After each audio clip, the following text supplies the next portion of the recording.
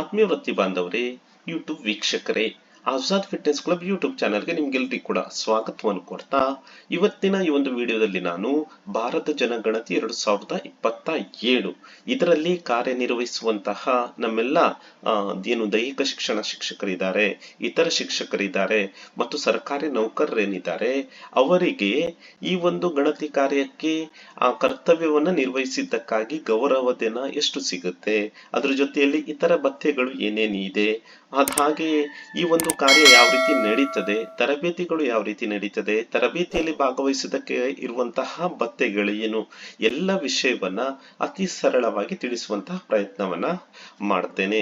ಆತ್ಮೀಯರೇ, ಇದು ಈ ಒಂದು ನನ್ನ ವಿಡಿಯೋ ಅನ್ನುವಂತಹದ್ದು ಈಗಾಗಲೇ ಭಾರತ ಜನಗಣತಿ 2027 ಸುತ್ತೋಲೆ ಸಂಖ್ಯೆ 7ರಿಂದ ತಯಾರಿಸಲ್ಪಟ್ಟಿರುವಂತಹದ್ದು. ಅದನ್ನ ನಾನು ರೆಫರೆನ್ಸ್ ಹಾಕಿರ್ತೇನೆ, ಅದು ಇಂಗ್ಲಿಷ್ ಭಾಷೆಯಲ್ಲಿರುತ್ತೆ. ಅದನ್ನು ಕೂಡ ನೀವು ಡಿಸ್ಕ್ರಿಪ್ಷನ್ ಮೇಲೆ ಕ್ಲಿಕ್ ಮಾಡಿ ಆ ಸಂಪೂರ್ಣ ಸುತ್ತೋಲೆಯನ್ನ ನೀವು ಓದಬಹುದು.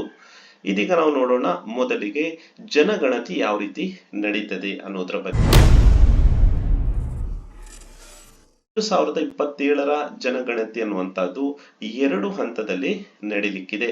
ಮೊದಲ ಹಂತ ಅನ್ನುವಂತಹದ್ದು ಹಂತ 1ರಲ್ಲಿ ಮನೆ ಪಟ್ಟಿ ತಯಾರಿಸುವಂತಹದ್ದು.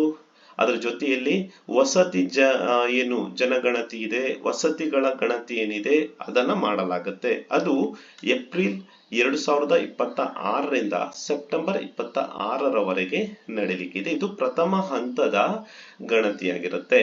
ದ್ವಿತೀಯ ಹಂತ ಅಂದ್ರೆ ಹಂತ 2ರಲ್ಲಿ ಜನಸಂಖ್ಯಾ ಗಣತಿ ನಡೀತದೆ. ಇದು ಫೆಬ್ರವರಿ ತಿಂಗಳಲ್ಲಿ, ಸಾಮಾನ್ಯ ಎಲ್ಲ ಪ್ರದೇಶಗಳಲ್ಲಿ ಫೆಬ್ರವರಿ ತಿಂಗಳಲ್ಲಿ ನಡೀತದೆ. ಫೆಬ್ರವರಿಯಿಂದ ಆರಂಭ ಆಗುತ್ತೆ. ಆದ್ರೆ ಕೆಲವೊಂದು ಏನು ಈಶಾನ್ಯ ರಾಜ್ಯಗಳಿವೆ, ಉದಾಹರಣೆಗೆ ಲಡಾಖ್ ಇರ್ಬೋದು, ಜಮ್ಮು ಕಾಶ್ಮೀರ ಇರ್ಬೋದು, ಹಿಮಾಚಲ ಪ್ರದೇಶ ಇರ್ಬೋದು, ಉತ್ತರಾಖಂಡ ಇರ್ಬೋದು, ಈ ಪ್ರದೇಶಗಳಲ್ಲಿ ಹಿಮ ಜಾಸ್ತಿ ಬೀಳುವುದರಿಂದಾಗಿ ಆ ಪ್ರದೇಶಗಳಲ್ಲಿ ಜನಗಣತಿ ಅನ್ನುವಂಥದ್ದು ಸೆಪ್ಟೆಂಬರ್ 2026ರಲ್ಲಿ ನಡೀತದೆ. ಉಳಿದಂತೆ ಅಂದ್ರೆ ನಮ್ಮಲ್ಲೆಲ್ಲ ಫೆಬ್ರವರಿ 2027ರಲ್ಲಿ 2ನೇ ಹಂತದ ಗಣತಿ ಆರಂಭ ಆಗುತ್ತೆ.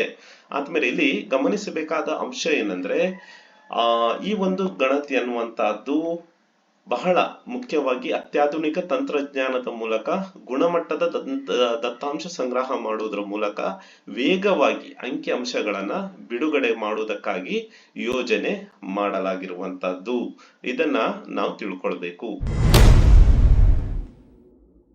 ಹಾಗಾದ್ರೆ ಈ ಒಂದು ಕಾರ್ಯದಲ್ಲಿ ತೊಡಗುವಂತಹ ಗಣತಿದಾರರಿದ್ದಾರೆ, ಮೇಲ್ವಿಚಾರಕರು ಏನಿದ್ದಾರೆ, ಅವರಿಗೆ ಗೌರವಧನ ಎಷ್ಟು ಸಿಗುತ್ತೆ? ಇದು 1948 ಜನಗಣತಿ ನಿಯಮ 1990ರ ಅಡಿಯಲ್ಲಿ ಅವರು ಈ ಕಾರ್ಯಕರ್ತರು ನೇಮಕವಾಗಿರ್ಬೇಕು. ಆ ನಿಟ್ಟಿನಲ್ಲಿ ಈಗಾಗಲೇ ಇನ್ನೊಂದು ಸುತ್ತೋಲೆ ಬಂದಿರತ್ತೆ. ಆ ಸುತ್ತೋಲೆಯ ಪ್ರಕಾರ ಪ್ರಥಮ ಹಂತದಲ್ಲಿ ಕರ್ತವ್ಯ ನಿರ್ವಹಿಸುವಂತಹ ಗಣತಿದಾರರು ಮತ್ತು ಮೇಲ್ವಿಚಾರಕರು ಏನಿದ್ದಾರೆ ಇಬ್ಬರಿಗೂ ಕೂಡ 9,000 ರೂಪಾಯಿ ಸಿಗುತ್ತೆ. ಇಲ್ಲಿ ಇದು ಗೌರವಧನವಾಗಿರುತ್ತೆ. ದ್ವಿತೀಯ ಹಂತ ಅಂದ್ರೆ ಜನಸಂಖ್ಯೆ ಗಣತಿ ಆಗುವಂತಹದ್ದು. ಆ ಒಂದು ಕಾರ್ಯದಲ್ಲಿ ತೊಡಗುವಂತಹ ಎಲ್ಲ ಗಣತಿದಾರರು ಏನಿದ್ದಾರೆ, ಮೇಲ್ವಿಚಾರಕರು ಏನಿದ್ದಾರೆ ಅವರಿಗೆ 16,000 ರೂಪಾಯಿಯ ಗೌರವಧನವನ್ನ ನೀಡಲಾಗುತ್ತೆ. ಒಟ್ಟು 2 ಕಾರ್ಯವನ್ನ ಮಾಡುವಂಥದ್ದು, ಹಂತ 1 ಹಂತ 2, ಇದೆರಡರ ಒಟ್ಟು ಮೊತ್ತವಾಗಿರುತ್ತೆ 25,000 ರೂಪಾಯಿ. ಆದ್ಮೇಲೆ ಹಾಗಾದ್ರೆ ಅವರಿಗೆ ಅದನ್ನು ಹೊರತಾಗಿ TADA ಏನಾದ್ರೂ ಸಿಗುತ್ತಾ ಅನ್ನುವಂತ ಪ್ರಶ್ನೆಯನ್ನ ಕೇಳಬಹುದು.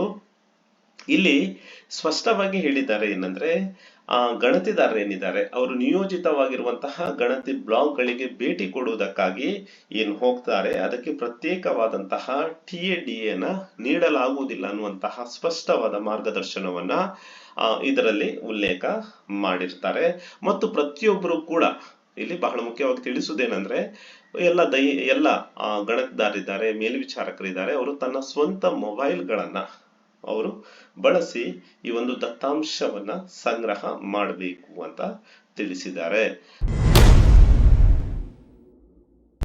ಆದ್ಮೇಲೆ ಅದ್ರ ಜೊತೆಯಲ್ಲಿ ಈ ಒಂದು ಕಾರ್ಯ ಯಶಸ್ವಿಯಾಗಿ ನಡೀಲಿಕ್ಕೆ ಅವರನ್ನು ಹೊರತುಪಡಿಸಿ ಮತ್ತು ಯಾರ್ಯಾರು ಇರಬಹುದು ಅನ್ನೋದನ್ನ ಇಲ್ಲಿ ಉಲ್ಲೇಖಿಸ್ತಾರೆ. ನೋಡಿ, ತಾಂತ್ರಿಕ ನೆರವು ಸಿಬ್ಬಂದಿ, ರಾಜ್ಯ ಮತ್ತು ಕೇಂದ್ರಾಡಳಿತ ಪ್ರದೇಶದಲ್ಲಿ 4 ತಾಂತ್ರಿಕ ಸಹಾಯಕರು ಇರ್ತಾರೆ, ಪ್ಲಸ್ 2 MTS ಇರ್ತಾರೆ. MTS ಅಂದ್ರೆ ಮಲ್ಟಿ ಟಾಸ್ಕಿಂಗ್ ಸ್ಟಾಫ್ ಅಂತ ಹೇಳಿ ಅವರು ಇಬ್ಬರನ್ನ ನೇಮಕ ಮಾಡ್ಕೊಳ್ಬಹುದು.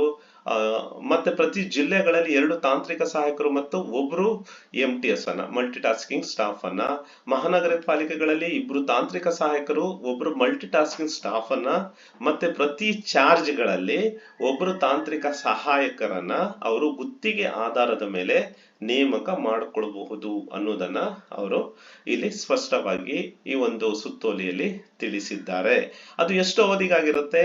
ಅವರು ಜನವರಿ 2026ರಿಂದ ಗರಿಷ್ಠ 18 ತಿಂಗಳ ಅವಧಿಗೆ ಈ ಒಂದು ಗುತ್ತಿಗೆ ಆಧಾರದ ಮೇಲೆ ಇಲ್ಲಿ ತಿಳಿಸಿದಂತಹ ತಾಂತ್ರಿಕ ಸಹಾಯಕರು ಮತ್ತೆ ಮಲ್ಟಿ ಟಾಸ್ಕಿಂಗ್ ಸ್ಟಾಫ್ ಗಳನ್ನ ನೇಮಕ ಮಾಡಿ ಅವರಿಂದ ಈ ಒಂದು ಗಣತಿ ಕಾರ್ಯ ವನ್ನ ಯಶಸ್ವಿಯಾಗಿ ಮಾಡ್ಲಿಕ್ಕೆ ಅವರ ನೆರವನ್ನ ಪಡಿಬಹುದು ಅನ್ನೋದನ್ನ ತಿಳಿಸಿರ್ತಾರೆ.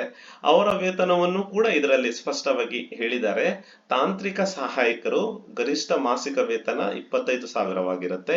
ಮಲ್ಟಿ ಟಾಸ್ಕಿಂಗ್ ಸ್ಟಾಫ್ ಏನಿರ್ತಾರೆ ಅವರಿಗೆ ಗರಿಷ್ಠ ಮಾಸಿಕ ವೇತನ 18,000 ರೂಪಾಯಿ ಇರುತ್ತೆ.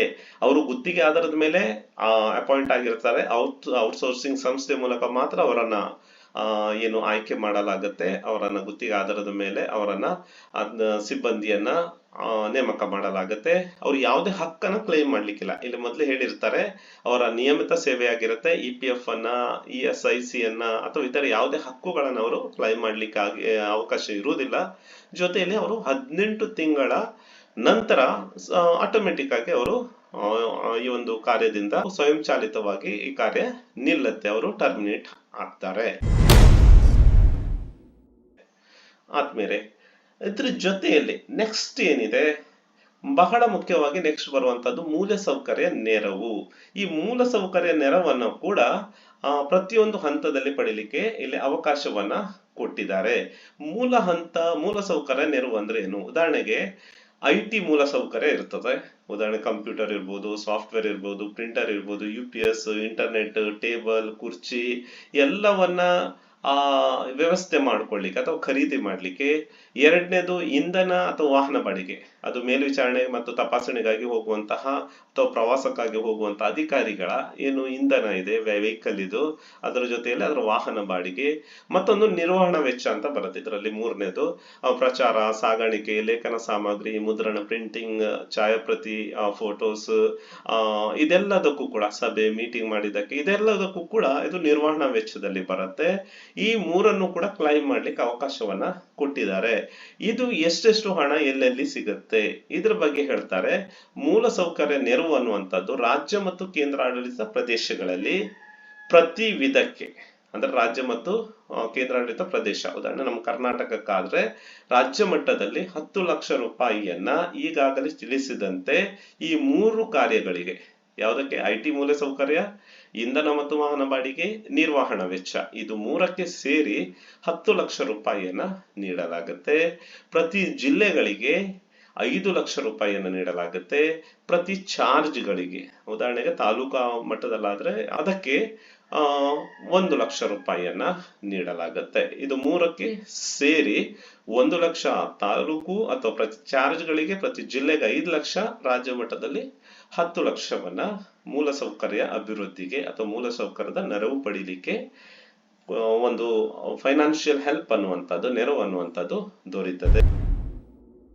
ಈಗ ಬರುವಂತದ್ದು ಅತಿ ಮುಖ್ಯವಾಗಿರುವಂತಹ ಹಂತ, ಅದ್ಯಾವುದು? ತರಬೇತಿ. ಆದ್ಮೇಲೆ ಯಾವುದೇ ಒಂದು ಕಾರ್ಯ ಯಶಸ್ವಿ ಆಗ್ಬೇಕಾದ್ರೆ ಅಲ್ಲಿ ತರಬೇತಿ ಅನ್ನುವಂಥದ್ದು ಬಹಳ ಮುಖ್ಯವಾದ ಪಾತ್ರವನ್ನ ನಿರ್ವಹಿಸುತ್ತದೆ. ಜನಗಣತಿಯು ಕೂಡ ಯಶಸ್ವಿಯಾಗಿ ನೆರವೇರಬೇಕಾದ್ರೆ ಗಣತಿದಾರರಿಗೆ, ಮೇಲ್ವಿಚಾರಕರಿಗೆ ಮತ್ತು ಇತರ ಕಾರ್ಯಕರ್ತರಿಗೆ ತರಬೇತಿ ಕೊಡುವಂತದ್ದು ಬಹಳ ಮಹತ್ವದ ಅಂಶವಾಗಿರುತ್ತೆ. ಆದ್ಮೇಲೆ ಮೊಬೈಲ್ ಆಪ್ ಮೂಲಕ ದತ್ತಾಂಶ ಸಂಗ್ರಹ, CMMS ಪೋರ್ಟಲ್ ಬಳಕೆ ಮೊದಲಾದಂತಹ ಉಪಕ್ರಮಗಳನ್ನ ಬಳಸಿಕೊಂಡು ಕಾರಣದಿಂದಾಗಿ ಈ ಒಂದು ಕಾರ್ಯದಲ್ಲಿ ತರಬೇತಿ ಅನ್ನುವಂಥದ್ದು ಬಹಳ ಮುಖ್ಯವಾಗಿರುತ್ತೆ. ತರಬೇತಿ ಯಾವ ರೀತಿ ನಡೀತದೆ, ತರಬೇತಿಯಲ್ಲಿ ಯಾರ್ಯಾರು ಇರ್ತಾರೆ, ಅವರ ಕಾರ್ಯ ಏನು ಅನ್ನೋದನ್ನ ಇದೀಗ ನೋಡೋಣ. ನೋಡಿ, ಮೊದಲಿಗೆ ರಾಷ್ಟ್ರೀಯ ತರಬೇತುದಾರರು ಅಂತ ಇರ್ತಾರೆ. ಅವರು 100 ಮಂದಿ ಇರ್ತಾರೆ. ರಾಷ್ಟ್ರೀಯ ನ್ಯಾಷನಲ್ ಟ್ರೈನರ್ಸ್ ಅಂತ ಅವರನ್ನ ಏನ್ ಕರಿತೇವೆ, 100 ಮಂದಿ ಇರ್ತಾರೆ ಇಡೀ ದೇಶಕ್ಕೆ. ಅವರು 2,000 ಮಂದಿ ಮಾಸ್ಟರ್ ಟ್ರೈನರ್ ಗಳಿಗೆ ತರಬೇತಿಯನ್ನ ಕೊಡ್ತಾರೆ. ಈ 100 ಟ್ರೈನರ್ಗಳು 2,000 ಮಾಸ್ಟರ್ ಟ್ರೈನರ್ ಗಳಿಗೆ ತರಬೇತಿಯನ್ನ ಕೊಡ್ತಾರೆ.